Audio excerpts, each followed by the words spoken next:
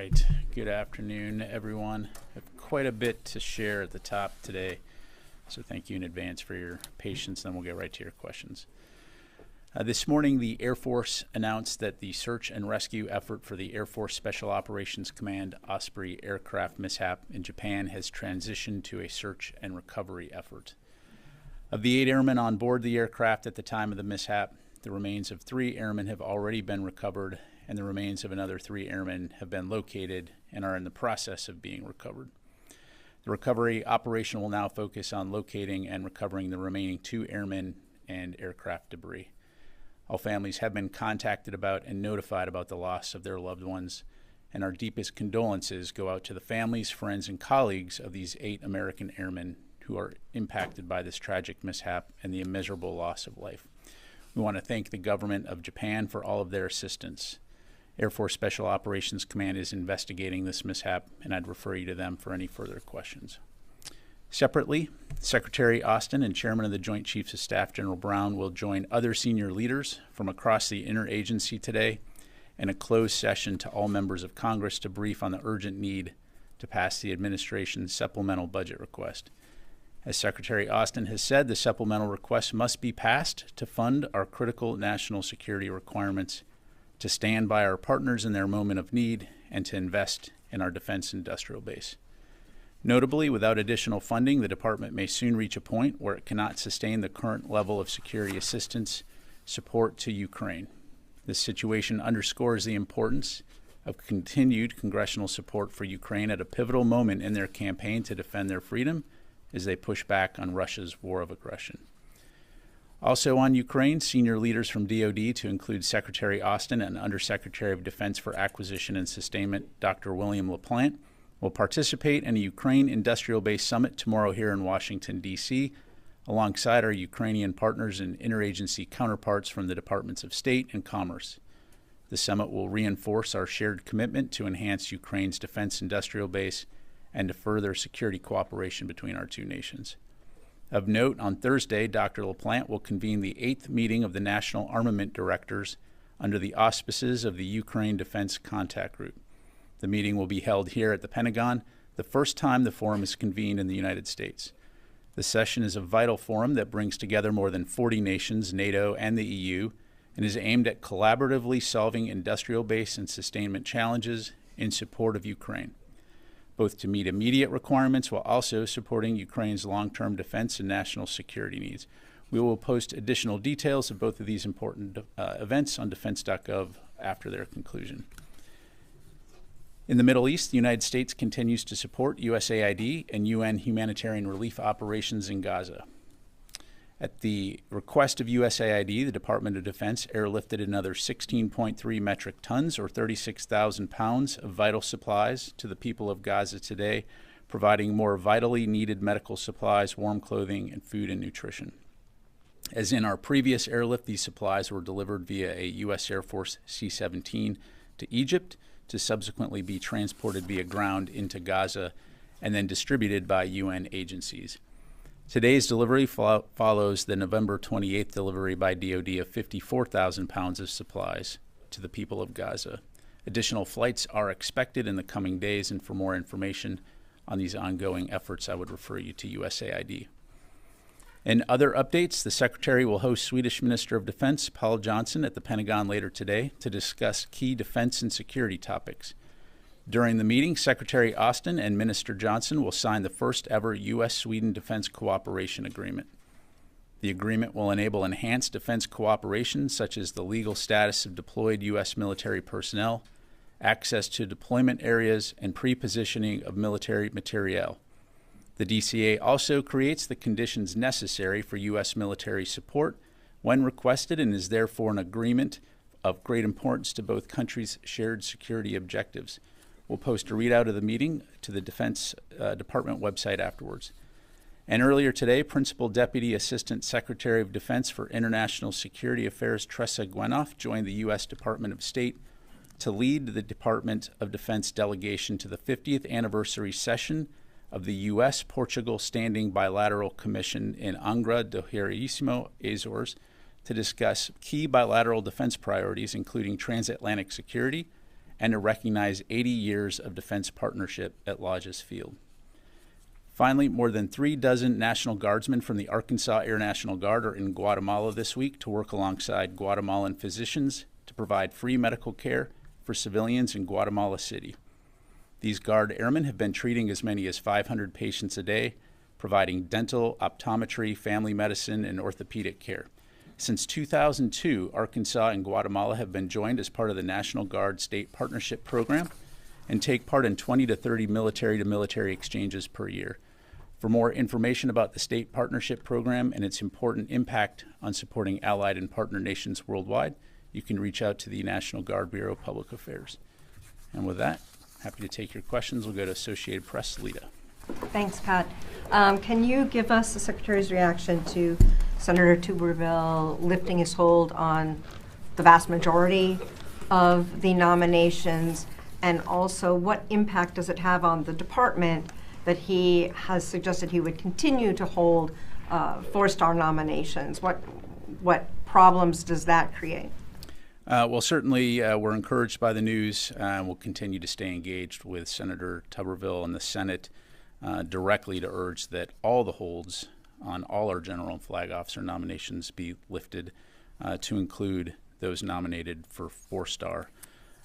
As you know, there have been upwards of 455 nominations concerning 451 general and flag officers at the Senate for consideration. In terms of the number of 4-stars, there would be at least 11 4-stars that would be impacted by those continued holds. And all of those positions obviously are key senior leadership positions, to include the vice chiefs of the various services, the commander of U.S. Pacific Fleet, the commander of Pacific Air Forces, commander of Air Combat Command, as well as the commander of United States Northern Command, Cyber Command, and Space Command. So clearly vital and critical organizations, all of which require experienced senior leaders in those positions. Does this create any complications as some of the people move up into the 3-star jobs and some move up into other positions? Or does this create complications with people in the same post, or what happens with those who are nominated? Yes, sure. So that is something that we will continue to work through. This is obviously developing, but clearly something that the department has experience in terms of managing general and flag officers. But to your point, it's not just flicking a switch and suddenly everyone moves into these new positions.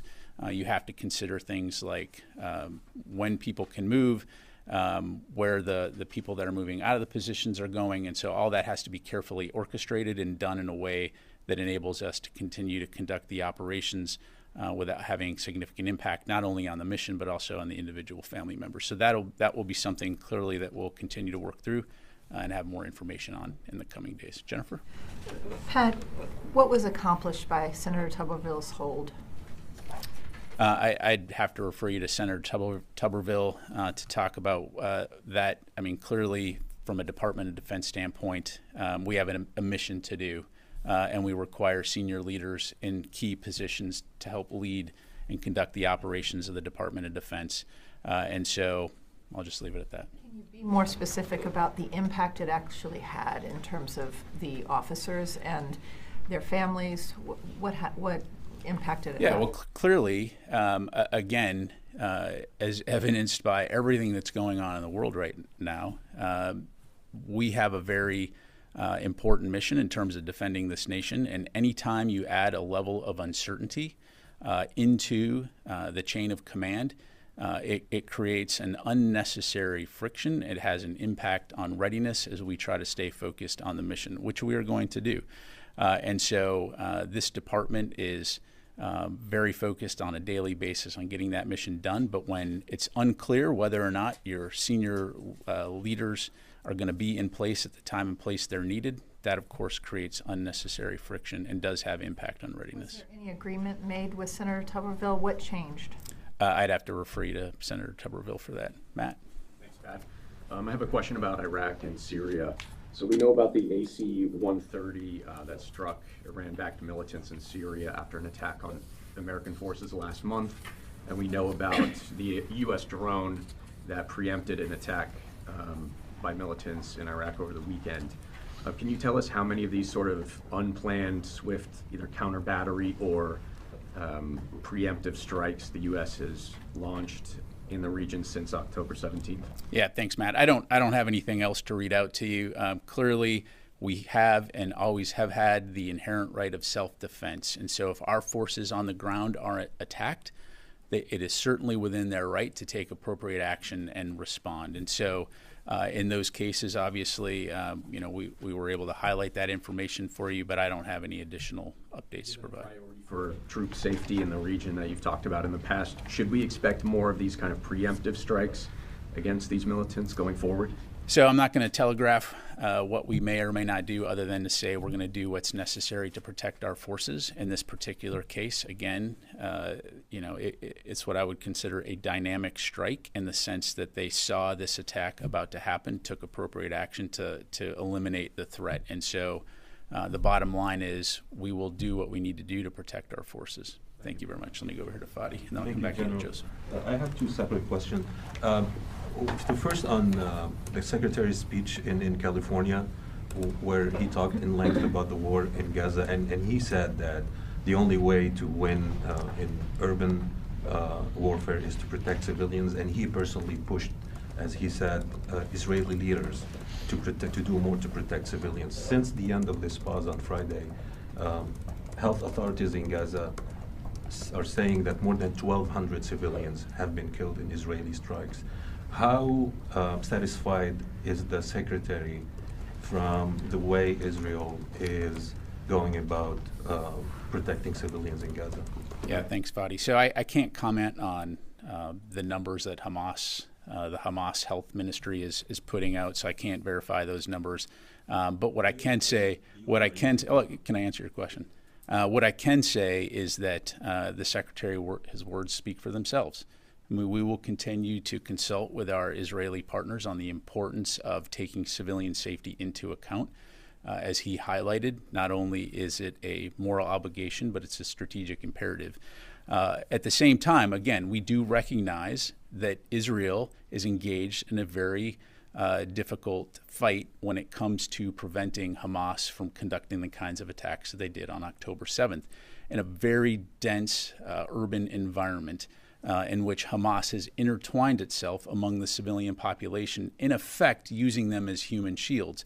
So again, I'm not going to speak to Israel's operations per se, other than to say that, again, we will continue to talk with our Israeli partners and expect them to conduct their operations in accordance with the law of armed conflict. Thank you. On the numbers, just want to note that the UN is using those numbers, and even the U.S. government, and we saw that in a hearing in Congress where U.S. officials said probably there are more. Well, what you said was that since the operations started again on Friday, that the Hamas Ministry of Health has said, and I just can't vouch for those numbers. As I said, authorities in Gaza. But what I'm saying is even the U.S. government is acknowledging that these numbers are accurate. But on the second issue, Amnesty International new investigation has said that 43 Palestinian civilians have been killed in 2 unlawful airstrikes by Israel using U.S.-made weapons, and Amnesty is saying these are apparent war crimes. Does U.S. have any, or this department, any understanding of how many civilian Palestinians have been killed by weapons provided to Israel by the U.S.? Yeah, thanks, Fadi. So as far as the report goes, we're reviewing that report. As you know, as a general matter, we don't offer public evaluation, or we don't offer evaluations of public reports that are by outside groups. But again, I'd go back to what I said earlier, is that we are going to continue to consult closely with our Israeli partners on the importance of taking civilian safety into account in conducting their operations. Let me go to Joseph. Thanks. Earlier today, the Lebanese army announced that an Israeli strike on a Lebanese base killed 1 Lebanese soldier, injured 3 others. It seems like it's the first of this kind, and without speaking to Israeli operations, it also comes on the heels of last week's call between General Brown and the Lebanese army chief, and General Brown reiterated the need to restore calm along the blue line. So Does the department have any comment or response to the attack today, which the Lebanese Army until today says they're not involved in any of these combat operations? Yeah, thanks, Joseph. I don't have any information on that particular report. Clearly, the Lebanese armed forces are an important partner in the region, but I just don't have any insight into that. Again, as the chairman highlighted, we do not want to see an escalation of the conflict along the northern border of Israel, and so I'll just leave it at that. And just to follow up on a question I asked last week, Dr. Carlin a few weeks ago said that there's a CivCAS office here, the department is tracking civilian casualties in Gaza. Do you have any, can you elaborate at all on what exactly they're doing? Are there any reports that are expected to come out? I'll have to take that question. I don't have any further information. Let me go back here to Wafa and then Nancy. Thank you, General. The Israeli Defense Secretary said or predicted that the war in its current intensity may last for at least another 2 months. Does the Pentagon share this assessment? And will the United States be providing or continue to provide Israel with the security assistance as long as this war will take? Yeah, so I can't put a timeline on an Israeli operation. That's really a question for the Israelis to address. I can tell you what we're focused on, and you've heard me talk about this before. Number one is protecting U.S. forces and citizens. Number two is ensuring that Israel has what it needs to defend itself from future terrorist attacks by Hamas. We're also continuing to work closely with Israel in terms of hostage recovery. And then also ensuring that this crisis does not escalate into a broader regional conflict. So that will continue to remain our focus. So you continue to provide military assistance as long as this war will take? We will continue to consult closely with Israel to ensure that they have what they need to defend themselves to prevent a future terrorist attack. One more thing. Can you confirm that the U.S. is flying ISR flights over Lebanon, and also if you can tell us if you resumed the ISR flights over Gaza? I'll have to take that question. I don't have that. Nancy? Thank you. I wanted to follow up on some of the comments that Secretary Austin made over the weekend in his speech. He warned that that there was the possibility that Israel could replace tactical victory with a strategic defeat. And so I'd like to understand if that worry is leading to any changes in terms of the types of weapons that the United States provides Israel, or how it advises Israel to prevent the strategic defeat that he warned of.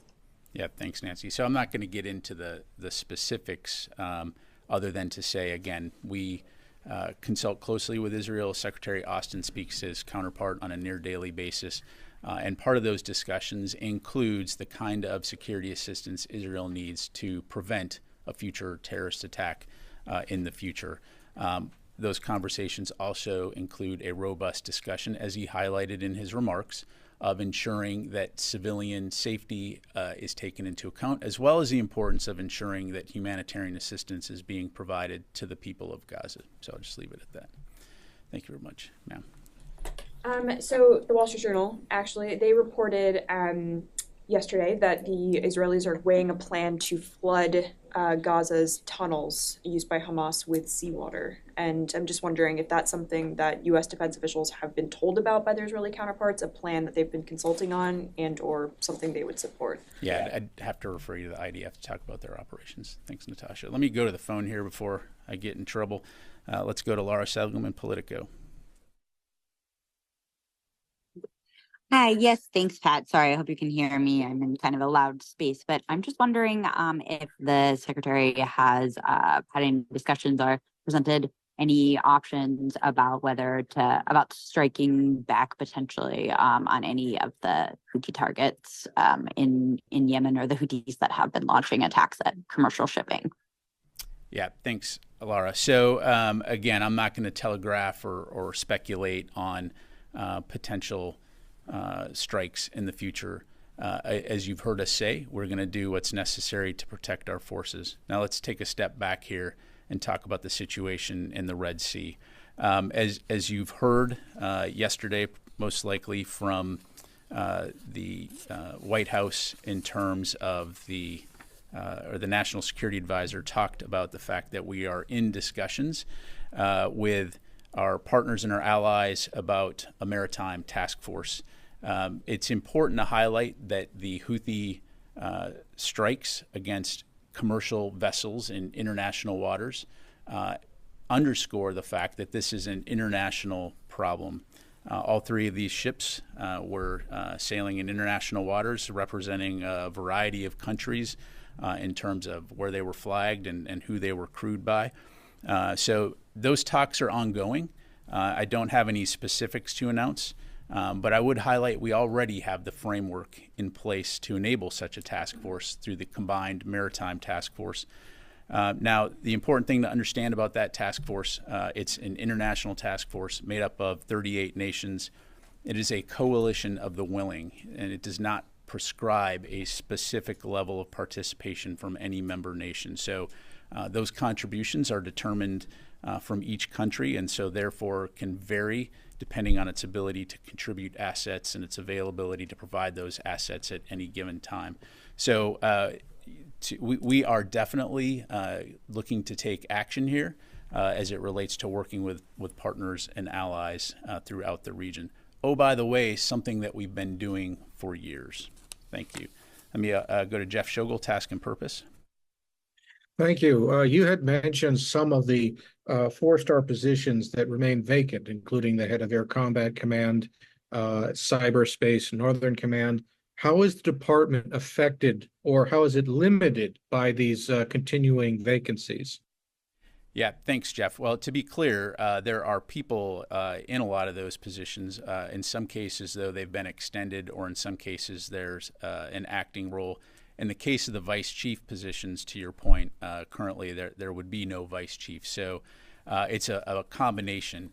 And then, in terms of the impact, we've got a lot of work to do, and you need to have the right leaders in place in order to carry out those operations. Oh, by the way, in some cases, when you're in an acting capacity, you don't have the full authorities necessary to sign off on policies or to make decisions, or by virtue of statutes that may exist that require a Senate-confirmed leader to be able to carry out certain duties. So again, we've talked about this ad nauseum and the importance of making sure that all holds are lifted and that nominations can make their way through the Senate. Chris.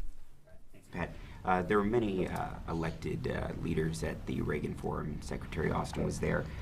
Did Secretary Austin discuss the hold issue with any senators or their staff at the Reagan Forum?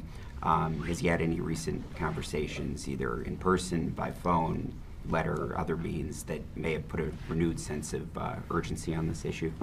Yeah, thanks, Chris. So I'm not going to get into the private conversations that he had, other than to say he did have the opportunity to engage with congressional leaders at the Reagan Defense Forum. But look, he's been very clear on this, both publicly and privately, for a very long time now, on the importance of lifting these holds. Thanks very much. Joe. Thank you, General Ryder. I want to go back to what you have said about the Maritime Task Force.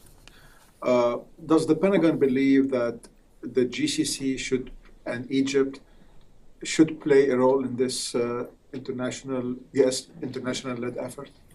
Thanks, Joe. Again, I don't have anything to announce today in terms of the specifics, other than to say we do have a framework in place as it relates to the Combined Maritime Force. So when we have additional details to provide, we certainly will do that. Thank you very much, sir. Thank you very much, General. Regarding to the New York Times report yesterday, a Hamas missile struck an IDF facility housing Israel's nuclear-capable missiles. So, do you have any knowledge about that attack? That attack will be that's happened already on 7th of October, last October, and how much does the DoD concerns about impact on U.S. strategic stockpile in Israel because of this war?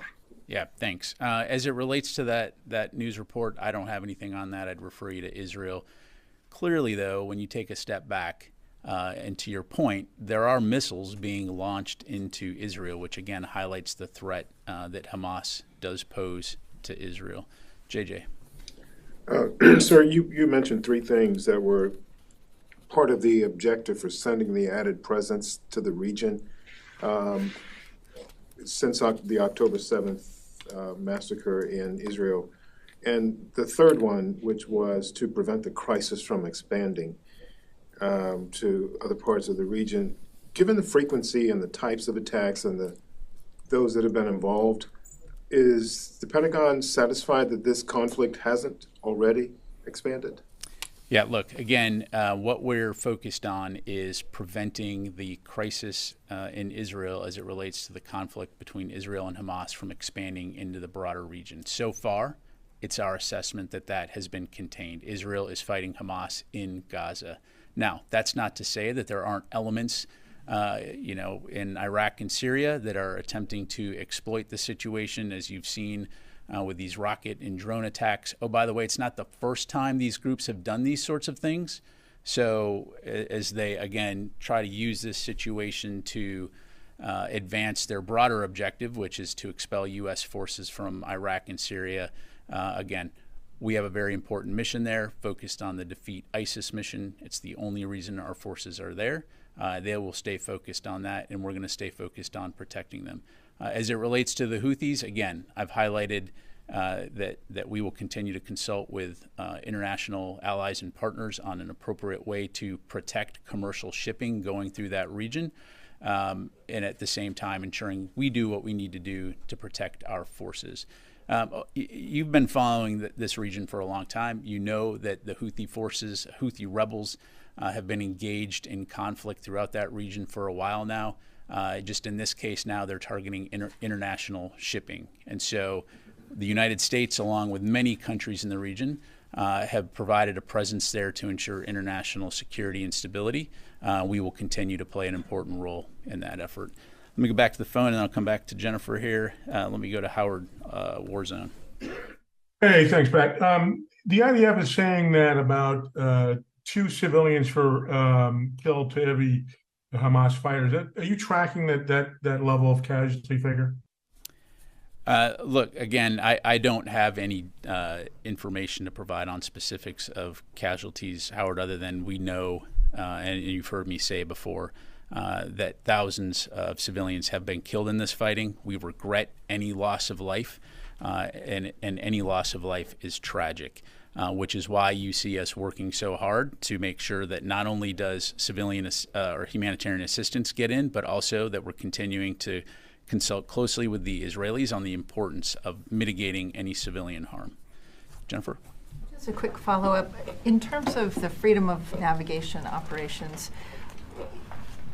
what message should the Chinese be taking from the U.S. reaction in the Red Sea? You had ballistic missiles and drones fired at U.S. vessels.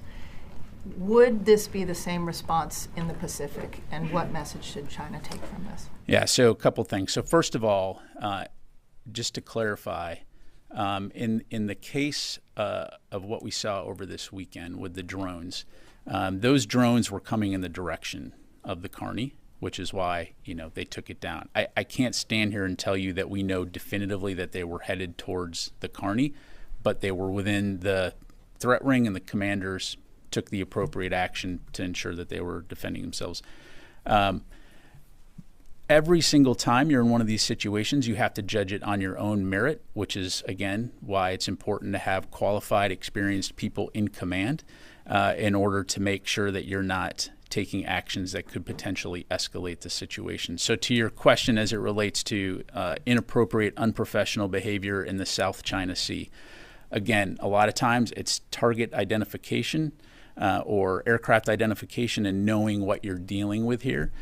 Same thing if you're flying over Syria and you are interacting with any Russian assets.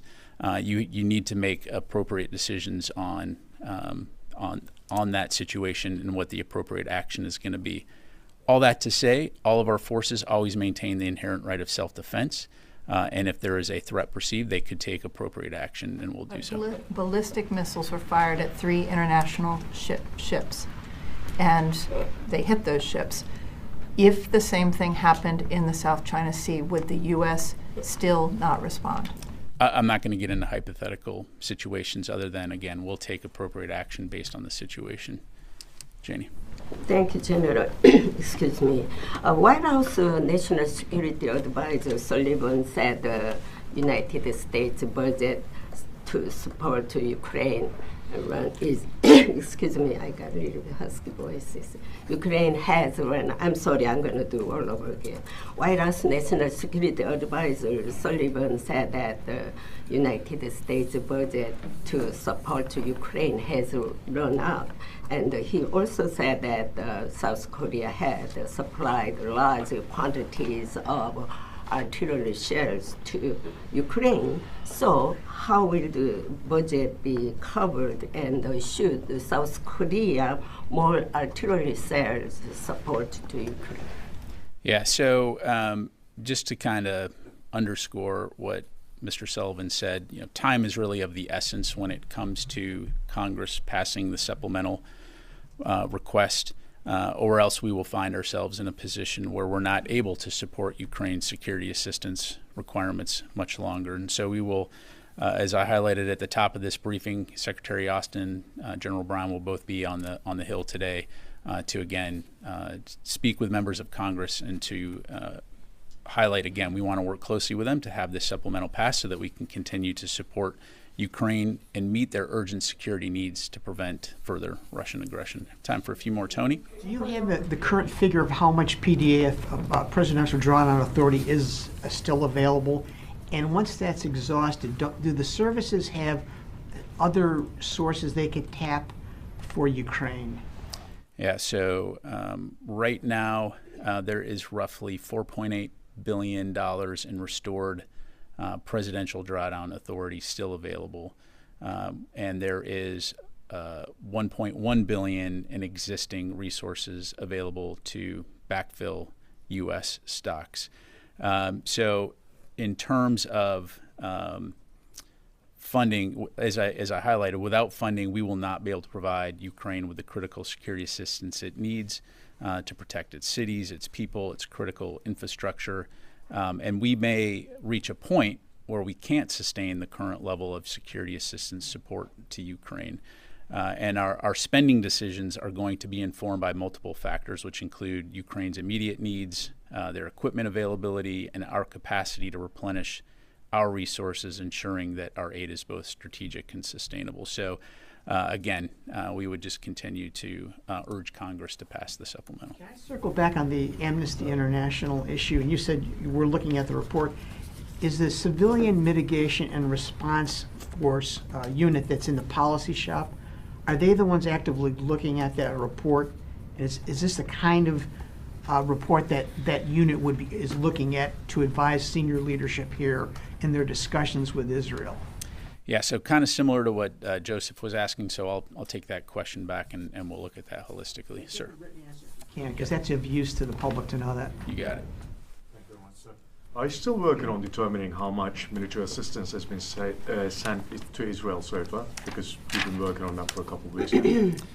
Yeah, so what I would tell you here, because again, I think we've talked about previously in terms of why are you able to provide information on Ukraine, but you're not able to provide information on Israel? And so I have dug into this a little bit further, and I would say that it's important to differentiate the security assistance we're providing to Ukraine and Israel.